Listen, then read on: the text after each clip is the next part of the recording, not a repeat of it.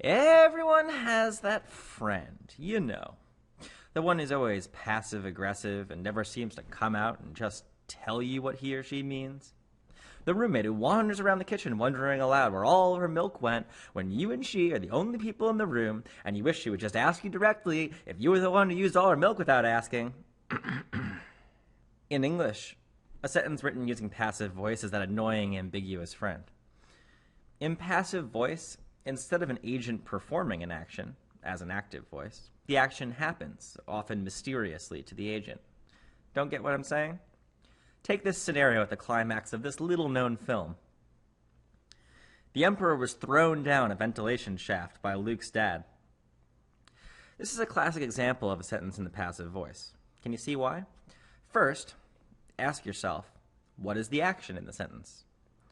The action here is was thrown, or the verb to throw.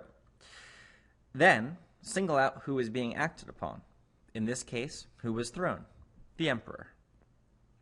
Next, ask, is someone or something performing the action?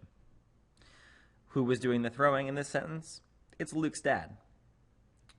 Now that you've identified the key elements, you can make the sentence active by putting the person performing the action, the subject, Luke's dad, at the front of the sentence. So, the Emperor was thrown down the ventilation shaft by Luke's dad becomes Luke's dad threw the Emperor down the ventilation shaft.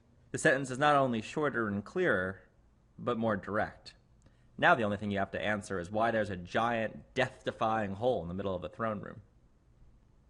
Why active, not passive? At some point in your schooling, a teacher or three probably told you that passive voice was wrong and that active voice was good. This is not entirely true, but for reasons of style and clarity, active voice is often preferable to passive voice. It makes sentences more immediate and engaging.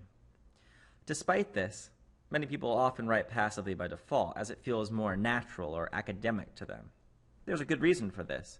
Many scholars aren't very good writers, even if they are, say, brilliant thinkers.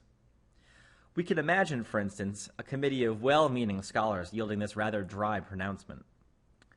A large asteroid heading towards Earth has been discovered by the scientific group.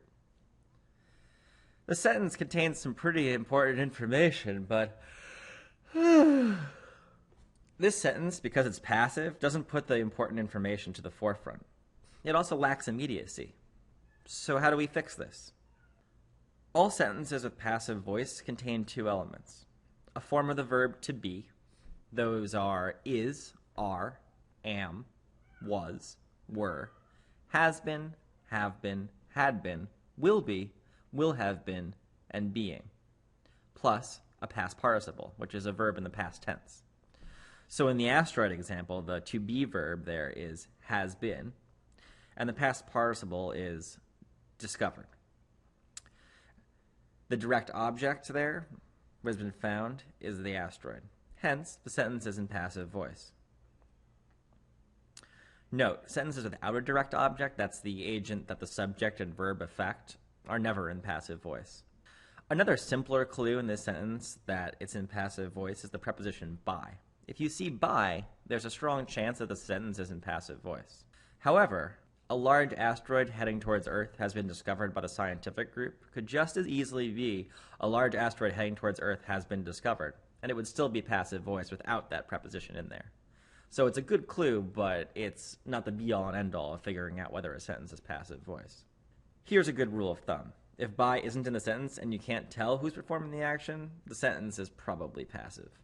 To avoid Armageddon without the help of Bruce Willis, place the doers of the action at the front of the sentence and remove the to be verb. So the sentence becomes, the scientific group discovered a large asteroid heading towards Earth, and the world is saved by good style. It's a pretty common belief that sentences in the first person, I or we, can't be passive. After all, if I'm doing it, it can't be unclear who's performing the action, right? It's easy to fall into this trap, but first-person perspective is not an escape from passive voice. For instance, I was stranded on the island by the storm is passive. You're not stranding yourself on the island. The storm is performing the action of stranding you. To make it active, change it to, the storm stranded me on the island.